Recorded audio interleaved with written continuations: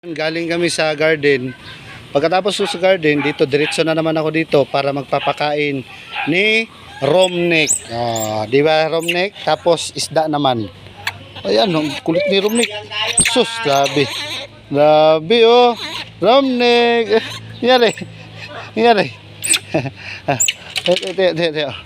Oh, Romnek.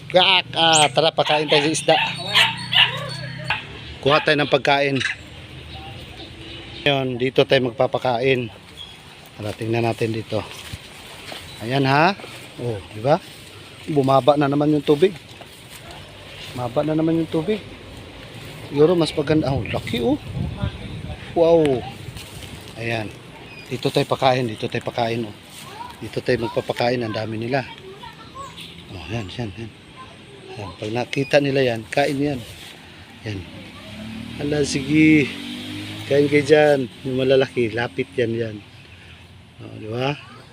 Katapos na sa garden, diretso tayo dito, pakain ng isda.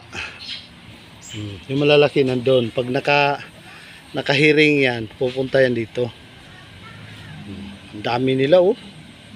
Sus, ang dami. Ang dami nila. Sige.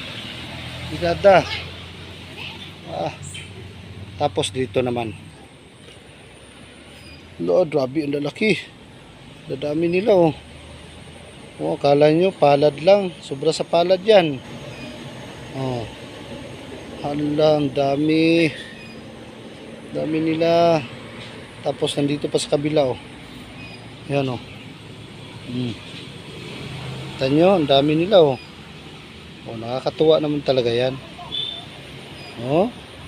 Hala ka, naku, ang dami. Wow. Pagkatapos natin doon sa garden, diretso tayo dito para magpakain sa mga isda. Alam nyo mga idol, 12 lang mahigit, 12 lang sila lahat na nilagay ko rito. Tapos ngayon, talagang pagsisikapan mo lang talagang alagaan. Tingnan mo ngayon mga idol, napakarami. Sobra 100 to. Cool. Nako, liit lang ng 100 yan. Dami na nila oh. Oh, di ba? Grabe ang lalaki oh. Sige. Sige na, takisan mo pa nat. No. Sus, grabe ang lalaki sa gilid oh. Wow. Pag lumaki lahat yan, sigurado ihaw. Tapos gata. Ayan. Sarap, di ba? Escabeche, sarap din yan. Grabe yun oh, sobras palad yung nasa gilid oh.